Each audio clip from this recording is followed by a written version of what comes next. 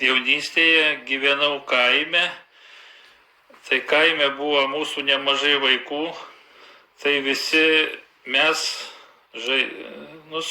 labai mėgom sportuoti. Numeris 1 sportas tai buvo krepšinis, po to žaisdavome futbolą, o kai ateidavo žiema, žaisdavome ledo ritulį. Vienu žodžiu, mūsų užsiėmimai visada turėdavom tam tikram laiko tarpui, turėdavom mes ką veikti. Tai čia būdavo tokie žaidimai.